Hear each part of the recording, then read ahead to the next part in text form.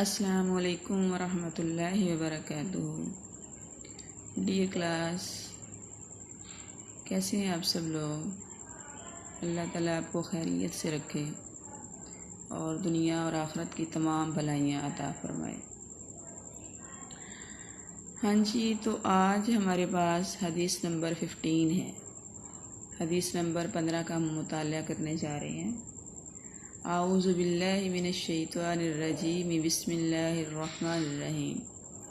عن سہل بن سعد رضی اللہ تعالی عنہ، حضرت سہل بن سعد رضی اللہ تعالی عنہ سے روایت ہے، قال، انہوں نے کہا، قال رسول اللہ صلی اللہ علیہ وسلم، رسول اللہ صلی اللہ علیہ وآلہ وسلم نے فرمایا، من یضمن، جو کوئی گارنٹی دے، مجھے ضمانت دے، لی مجھے، ما بینہ، جو درمیان میں ہے، لہ یہی، اس کے دو جبڑوں کے، وما، اور جو بینہ درمیان میں ہے، رجلیہ، اس کے دو پاؤں کے، آزمانو، میں ضمانت دیتا ہوں، لہو الجنہ، اس کو جنت کی۔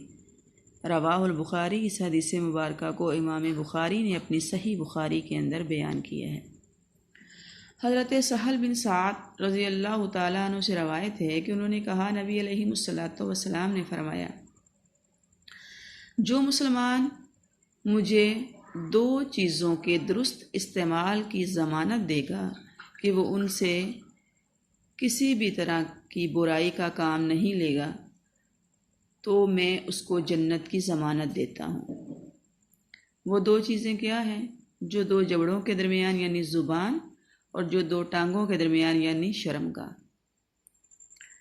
اس حدیث مبارکہ کے اندر دو بنیادی احکام بیان کیے جا رہے ہیں۔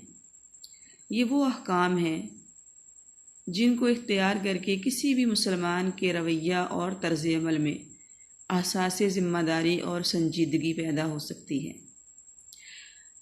ہم یہ بات جانتے ہیں کہ زبان اور شرمگاہ کی وجہ سے معاشرے کے اندر فتنہ اور فساد برپا ہوتا ہے۔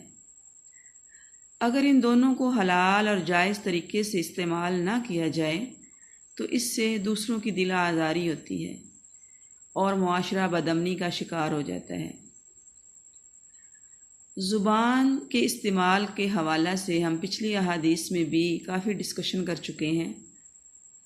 یہ حقیقت ہے کہ زبان کا درست استعمال ہی معاشرتی نظام کو درست رکھتا ہے، جبکہ زبان کا غلط اور غیر معقول استعمال معاشرے کے اندر،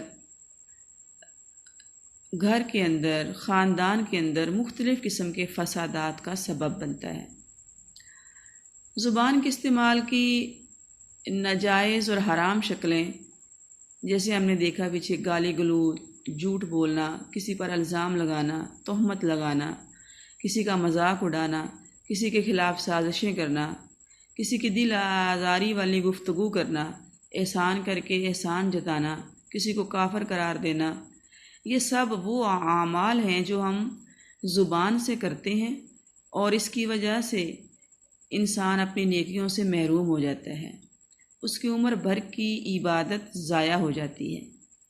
ایک اور جگہ آپ صلی اللہ علیہ وآلہ وسلم نے فرمایا، جب انسان صبح کو بیدار ہوتا ہے، جاگتا ہے، تو تمام اعضائے جسمانی، ہاتھ، پاؤں، آنکھیں، کان، یہ تمام اعضائے جسمانی ان زبان کے سامنے دست بستہ ہوتے ہیں، یعنی ہاتھ جوڑ کر کھڑے ہو جاتے ہیں اور یہ ریکویسٹ کرتے ہیں کہ سارا دن تم ٹھیک رہنا تو ہم بھی ٹھیک رہیں گے، اگر تم ٹھیک نہ رہی تو ہم بھی ٹھیک نہیں رہ سکتے۔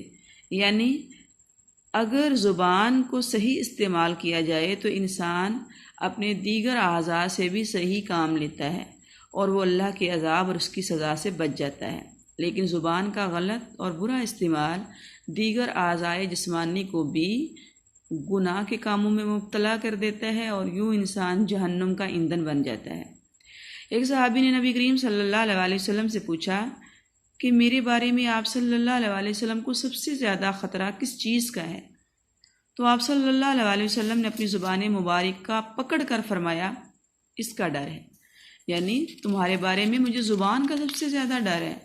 زبان کے استعمال میں انسان جتنا غیر محتاط ہوگا، غیر ذمہ دار ہوگا، لاپرواہ ہوگا، اتنا ہی وہ معتوب ٹھہرایا جائے گا، اتنا ہی زیادہ وہ گناہوں کی دلدل میں پھنستا چلا جائے گا۔ ایک اور جگہ آپ صلی اللہ علیہ وسلم نے فرمایا کہ نجات کیسے مل سکتی ہے؟ تو آپ صلی اللہ علیہ وسلم نے فرمایا اپنی زبان کو قابو میں رکھو۔ پھر پوچھا گیا جنت کس کو ملے گی؟ تو فرمایا جس نے خوش کلامی کی، بھوکھوں کو کھانا کھلایا، اکثر روزے رکھے اور اس وقت نماز پڑھے جبکہ لوگ سو رہے ہوں۔ آپ صلی اللہ علیہ وسلم نے زبان سے ہر اچھی بات کہنے کو بھی صدقہ قرار دیا ہے۔ فرمایا جو شخص اللہ اور یوم آخرت پر یقین رکھتا ہے اسے چاہیے کہ اچھی بات کہے یا پھر خاموش رہے۔ قرآن مجید کے اندر ہر طرح کی لغویات سے بچنے، فضول باتیں اپنی زبان سے نکالنے اور ایسے ہی زبان سے حرام امور کا اختیار کرنے سے مسلمان کو روکا گیا ہے، اور ان لوگوں کی تعریف بیان کی گئی ہے جو کہ اپنی زبان کے معاملہ میں محتاط ہیں۔ مومنین کی صفت اور خوبی بیان کرتے ہوئے سورۃ المومنین کے اندر اللہ رب العالمین فرماتے ہیں والذین هم عن اللغو معرضون، یہ وہ لوگ ہیں جو لغو، فضول، بیہودہ باتوں سے اعراض کرتے ہیں، منہ پھیرتے ہیں اور ان کے اندر انوالو نہیں ہوتے۔ ایک دوسرے کو طعنہ مارنا اور کسی کا مذاق اڑانا، نعوذ باللہ کسی پر لعنت بھیجنا، بد زبانی کرنا، فحش کلامی کرنا، یہ مومن کے شایان شان نہیں ہے۔ مومن اپنے قیمتی وقت کو ہرگز بھی اس طرح کی فضولیات میں ضائع نہیں کرتا، اور اپنی زبان کو وہ غیر ذمہ دار ہو کر استعمال نہیں کرتا، بلکہ وہ اس بات کی پرواہ کرتا ہے، اس معاملے میں وہ ذمہ داری کا مظاہرہ کرتا ہے کہ اپنی زبان سے وہ وہی کلمہ نکالے جو اللہ کو پسند ہو، جو اللہ کا حکم ہو، اور ہرگز بھی اپنی زبان سے کوئی ایسی بات نہ نکالے جو اللہ کی ناراضگی کا باعث ہو۔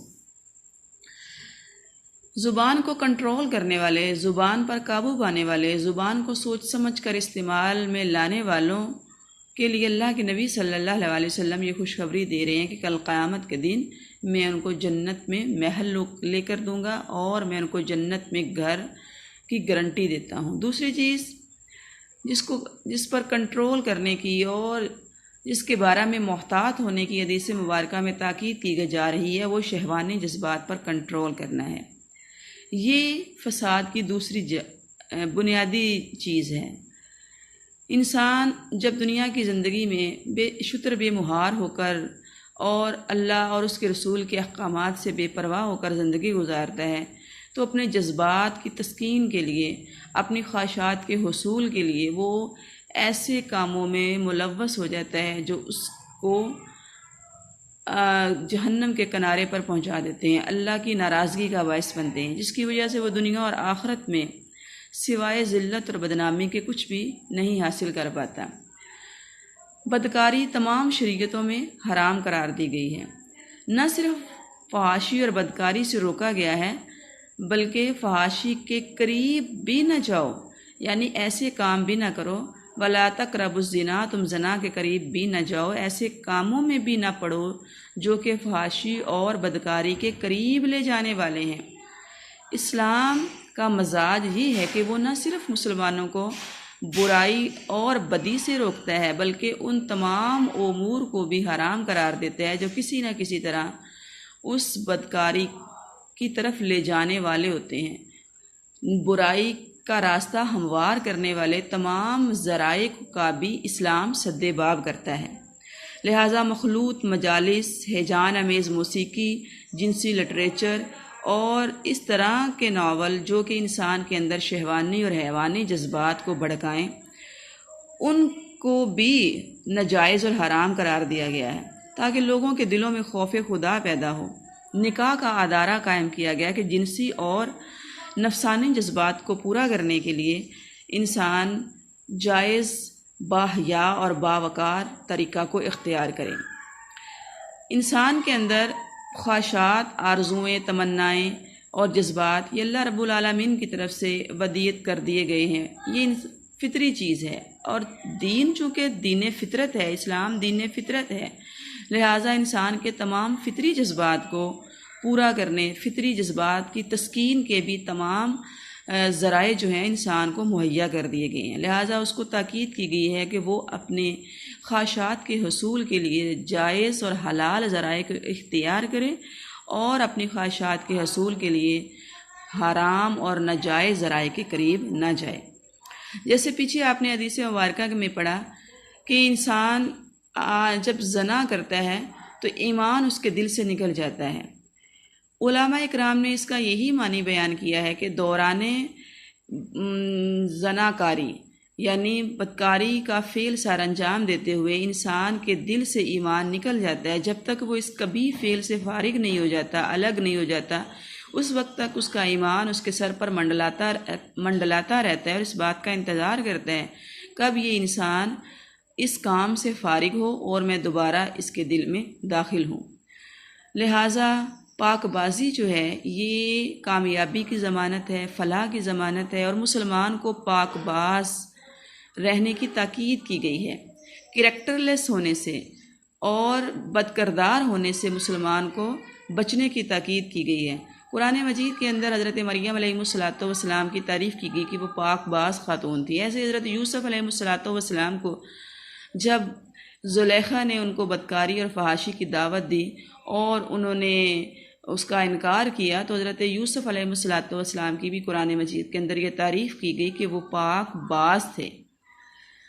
وہ لوگ جو دنیا کے اندر پاک بازی کی زندگی اختیار کرتے ہیں اور کسی کی طرف سے بدکاری کی دعوت دی جائے تو محض اللہ کے ڈر کی وجہ سے اس سے انکار کر دیتے ہیں، اللہ رب العالمین کا وعدہ ہے کہ ان کو آخرت کے اندر دوہری جنت دی جائے گی۔ وَلِمَنْ خَافَ مَقَامَ رَبِّهِ جَنَّتَانِ، جو اللہ کے سامنے کھڑا ہونے سے ڈر گیا، جس نے ہر برے کام سے اس لیے اجتناب کیا کہ اللہ مجھے دیکھ رہا ہے اور میرے اس فعل پر مجھے سزا دینے پر قادر ہے، جس نے یہ ڈر اور خوف اپنے دل کے اندر پیدا کر لیا، اللہ رب العالمین نے اس کے ساتھ دوہری اور ڈبل جنت کا وعدہ کیا ہے۔ احادیث مبارکہ کے اندر انسان کو اپنا کردار بہتر بنانے اور اپنے اندر اخلاقی اقدار کو پیدا کرنے کی تاکید کی گئی ہے۔ پیچھے بھی ہم جو احادیث پڑھ کر آئے ہیں ان کے اندر بھی ایک معاشرہ میں رہتے ہوئے دنیا کے اندر دوسرے انسانوں کے ساتھ تعلقات قائم کرتے ہوئے انسان کو اخلاق حسنہ اڈاپٹ کرنے کی تاکید کی گئی ہے۔ اور اس حدیث مبارکہ میں خوشخبری سنائی گئی ہے، اگر ہم دنیا کی زندگی میں دو اعضائے جسمانی کے معاملہ میں محتاط ہو جاتے ہیں، ذمہ دار ہو جاتے ہیں، سنجیدگی اختیار کر لیتے ہیں، تو اس کے بدلے میں اللہ رب العالمین کے نبی صلی اللہ علیہ وسلم جنت کی خوشخبری سنا رہے ہیں۔ اللہ کا وعدہ برحق اور اللہ کے نبی کا وعدہ بھی برحق ہے، یعنی دنیا کے اندر عزت کمانے، کامیاب زندگی گزارنے کا فارمولہ انسان کا اپنی زبان پر کنٹرول کرنا اور اپنی شرمگاہ کی حفاظت کرنا، اس کے ساتھ ساتھ یہ ہی اعمال انسان کو آخرت میں سرخرو کرنے اور جنت میں داخل کروانے کا سبب ہے۔ تو ڈیئر اسٹوڈنٹس، آج ہم یہ دیکھتے ہیں کہ ہمارے معاشرے کے اندر نبی علیہ السلام کی اس مختصر اور پیاری حدیث کے حوالہ سے مسلمانوں کا طرز عمل کیا ہے۔ ہم زبان کے حوالہ سے کس قدر غیر محتاط اور غیر ذمہ دار ہو چکے ہیں۔ بغیر سوچے سمجھے ہر بات اور ہر کلمہ زبان سے نکال دینا، یہ ایک مسلمان کا طرز عمل ہرگز بھی نہیں ہے۔ آئیے ہم اپنا محاسبہ کریں، اپنا جائزہ لیں، ہم اپنے اعمال پر نظر دوڑائیں، دیکھیں کہ کہاں تک ہم اپنی زبان پر کنٹرول کرتے ہیں اور اپنے شہوانی اور نفسانی جذبات پر کنٹرول کرنے کے حوالہ سے ہم کس قدر محتاط ہیں۔ اللہ اور اس کے رسول کی بیان کردہ تعلیمات پر عمل پیرا ہوتے ہوئے ہم کہاں تک حدود اللہ کا خیال کرتے ہیں۔ اللہ رب العالمین نے جو احکامات بھی نازل فرمائے ہیں اور ان احکامات کی جو تشریح اور تفصیل نبی علیہ السلام نے اپنی احادیث مبارکہ سے دی، اس میں سراسر فائدہ انسان کا اپنا ہے۔ اللہ اور اس کے رسول کی تعلیمات پر عمل پیرا ہو کر ہم اللہ اور اس کے رسول کو کوئی فائدہ نہیں پہنچا رہے، ہم خود اپنا ہی فائدہ کریں گے، اپنے آپ کو ہی نقصان سے بچائیں گے اور اپنی ہی ذات کو ہم دنیا اور آخرت میں کامیابی سے ہمکنار کریں گے۔ اللہ رب العالمین سے دعا ہے کہ اللہ ہمیں صحیح معنوں میں ایک ذمہ دارانہ زندگی گزارنے کی توفیق عطا فرمائے۔ اللہ رب العالمین ہمیں دنیا کے اندر اپنی زبان کو کنٹرول کرنے کے ساتھ ساتھ اپنے کردار، عزت، عفت اور عصمت کی حفاظت کرنے کی بھی توفیق عطا فرمائے۔ اللہ رب العالمین ہمیں باک کردار لوگوں میں شامل فرمائے اور صحیح معنوں میں ہمیں ایک اچھے کردار کے ساتھ، اچھے عمل کے ساتھ زندگی گزارنے کی توفیق عطا فرمائے۔ وما توفیقی الا باللہ علیہ توکلت و الیہ انیب۔